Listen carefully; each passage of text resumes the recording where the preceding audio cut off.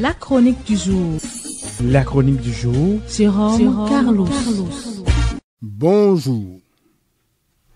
Ils sont aux abonnés absents.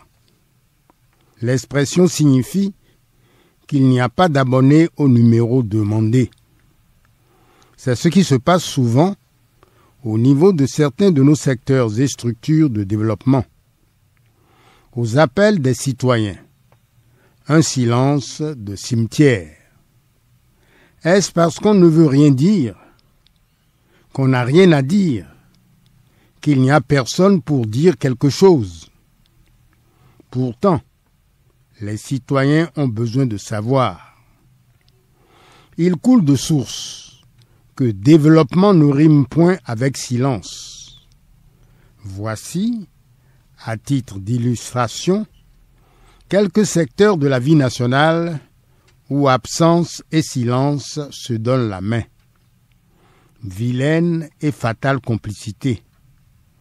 Elle est porteuse de gros dégâts. Ouvrons le banc avec le secteur de la santé. Un secteur que nous savions sinistré. La Covid-19 est venue juste nous jeter à la figure une réalité que nous nous sommes évertués à masquer et à nous masquer. Nous voilà brutalement tirés de notre sommeil, contraints et forcés de convenir de l'état lamentable de notre système sanitaire. Que dire de notre dépendance de l'extérieur, notamment en recherche et en innovation?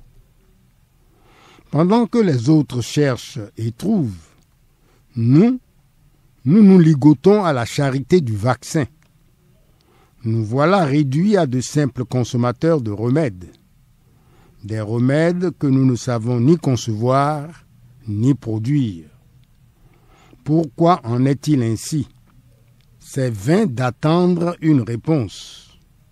Tous les porte-paroles attitrés ont donné leur langue au chat. Ils sont aux abonnés absents. Vous ne le savez peut-être pas. Depuis plus de 2 mois, les populations des localités de Sémin, Ekpé, Tchonvi sont sans eau potable. Pari herculéen que celui de s'assurer chaque jour un peu de ce précieux liquide. Le comble, c'est qu'aucune voix autorisée ne s'est encore dévouée pour dire aux populations de quoi ils retournent. Qui, dans ces conditions, ne se sentirait-il pas abandonné, livré à son triste sort? Où sont-ils donc les maires, les chefs d'arrondissement, les associations de défense des droits des consommateurs? Qu'on ne nous fasse pas croire qu'ils sont tous aux abonnés absents. Même constat dans un autre secteur, celui de la délivrance aux Béninois des nouvelles cartes d'identité biométrique. Les bons points engagés par notre pays en ce domaine se sont volatilisés du fait d'une gouvernance plutôt problématique. L'opération reste confinée à Cotonou.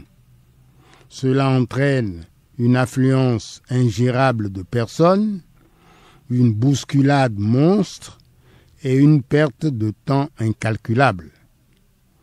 Pourquoi en est-il ainsi? Ceux qui sont payés pour vous répondre sont aux abonnés absents.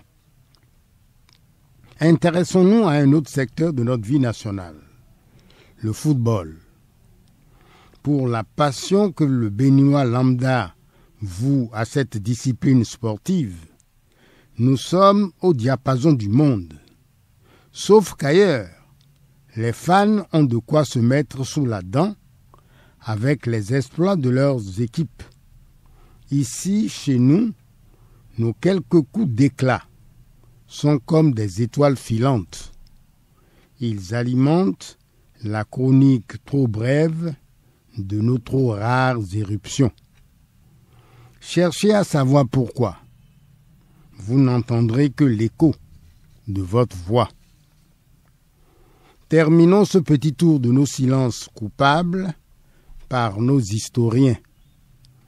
Qu'attendent-ils pour mettre en route le projet d'une histoire générale du Bénin? 60 ans après nos indépendances, nous en sommes encore à nous demander qui nous sommes, d'où nous venons. Nous en sommes encore à nous demander, comme enfants d'un même pays, quelle raison avons-nous de nous fédérer, de nous fondre en une nation? Une histoire générale du Bénin, régulièrement portée au programme de nos écoles, tuerait en nous, mieux que nos incantations actuelles, les mots qui nous rongent.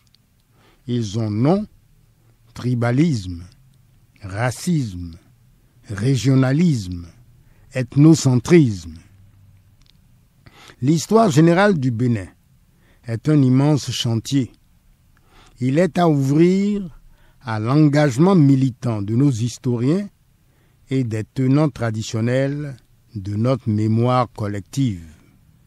C'est la convocation expresse de la science pour lever les zones d'ombre sur notre passé afin de mieux éclairer nos chemins d'avenir. Le vivre ensemble qu'appellent les Béninois de bonne volonté ne saurait rester ni un vulgaire projet politicien, ni une simple pétition de principe.